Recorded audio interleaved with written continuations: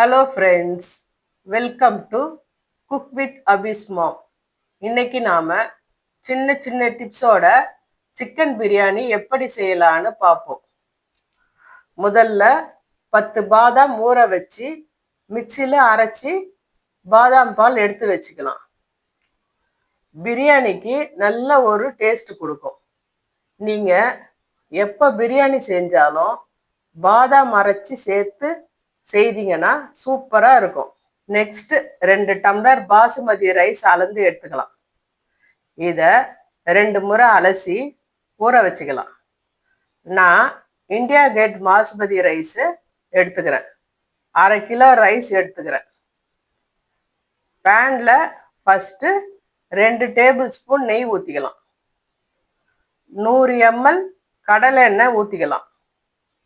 இதில் spices add பண்ணிக்கலாம்.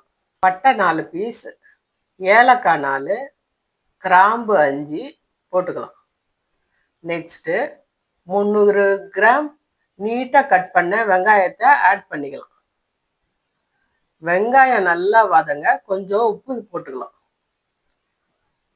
வெங்காயம் இது போல் ஃப்ரை ஆனதும் புதினா ஒரு பொடி, 3 பச்சை மிளகாய், கொத்தமல்லி ஒரு பொடி சேர்த்து நல்லா வதக்கிக்கலாம். வதங்கினதும் பூண்டு பேஸ்ட் 50 கிராம் ஆட் பண்ணிக்கலாம். அதை 30 செகண்ட் ஃப்ரை பண்ணிக்கலாம். அடுத்து இஞ்சி பேஸ்ட் 50 கிராம் ஆட் பண்ணி ரா ஸ்மெல் போகிற வரைக்கும் ஸ்லோ ஃப்ளேமில் வச்சு வதக்கிக்கலாம். நான் பூண்டு தனியாக இஞ்சி தனியாக அரைச்சதை சேர்த்துக்கிறேன். நீங்கள் இஞ்சி பூண்டு பேஸ்ட் ஒன்றா அரைச்சதையும் சேர்த்துக்கலாம். இது போல் எண்ணெய் பிரிஞ்சு வந்த பிறகு 1 ஸ்பூன் பிளெயின் மிளகாத்தூள், 1/2 ஸ்பூன் தனியாத்தூள், 1 ஸ்பூன் கரம் மசாலா, தேவையான அளவு உப்பு போட்டுக்கலாம். அடுத்து 175 கிராம் தக்காளி கட் பண்ணதை ஆட் பண்ணிக்கலாம். நல்லா குழைய வதக்கிக்கலாம். இந்த டைமில் கொஞ்சம் எண்ணெய் ஆட் பண்ணிக்கிறேன். எப்போவும் தக்காளி வதங்கி எண்ணெய் பிரிஞ்சு இது போல் வரணும். எண்ணெய் குறைவாக இருந்ததால் நான் எண்ணெய் கொஞ்சம் ஆட் பண்ணிக்கினேன். ஆரம்பத்திலேயே எண்ணெய் அதிகம் ஊற்றிட்டோம்னா பிரியாணி ரைஸில் அதிக எண்ணெய் இருக்கும். அதனால் தேவைப்பட்டால் எண்ணெய் ஊற்றிக்கலாம். நெக்ஸ்ட்டு 50 ml தயிர் ஆட் பண்ணிக்கலாம்.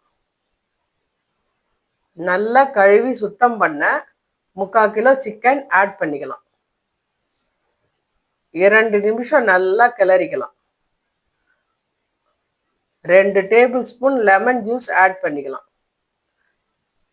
பிறகு ஃபுட் கலர் ஆட் பண்ணிக்கலாம். இப்போ தண்ணி அளந்து ஊற்றிக்கலாம். 1 டம்ளர் அரிசிக்கு 1.25 தண்ணி ஊற்றிக்கலாம். 2 டம்ளர் அரிசிக்கு 3 டம்ளர் தண்ணி ஊற்றிக்கலாம். ஃபஸ்ட்டு 3 டம்ளர் தண்ணி அளந்து ஊற்றிக்கலாம். 1/2 டம்ளர் அரைச்ச பாதாம் பால் கொஞ்சம் தண்ணி சேர்த்து மொத்தம் 3 டம்ளர் தண்ணி ஆட் பண்ணிக்கலாம். ஃப்ளேமை ஹையில் வச்சு 1 நிமிஷம் கொதிக்க விடலாம்.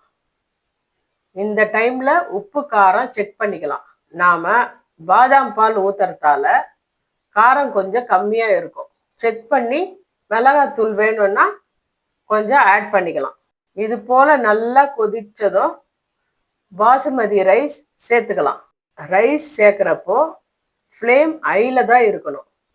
அரிசி போட்டு ஒரு கொதி வந்ததும் ஃப்ளேமை மீடியமாக வச்சுக்கலாம். அரிசியும் தண்ணியும் இது போல் சமமாக இருக்கும்போது கொத்தமல்லி தூவி லிட்டு போட்டு மூடி தோசைக்கல் நல்லா சூடு பண்ணி பேனை தூக்கி தோசைக்கல் மேலே வச்சிடலாம். ஃப்ளேமை இப்போது சிம்மில் வச்சு 15லேருந்து 20 நிமிஷம் தம்மில் வச்சுக்கலாம். 20 நிமிஷம் கழித்து திறந்து பார்த்தா பிரியாணி ரெடி. 10 நிமிஷம் ரெஸ்ட் விட்டு பிறகுதான் கிளறணும். அப்போ தான் ரைஸ் உடையாமல் இருக்கும். இந்த மெத்தடில் செய்து சாப்பிட்டு என்ஜாய் பண்ணுங்க ஃப்ரெண்ட்ஸ். ப்ளீஸ் மறக்காமல் குக் வித் அபிஸ் மாம் சேனலுக்கு லைக் பண்ணுங்க, ஃப்ரெண்ட்ஸ் அண்ட் ஃபேமிலிக்கு ஷேர் பண்ணுங்க.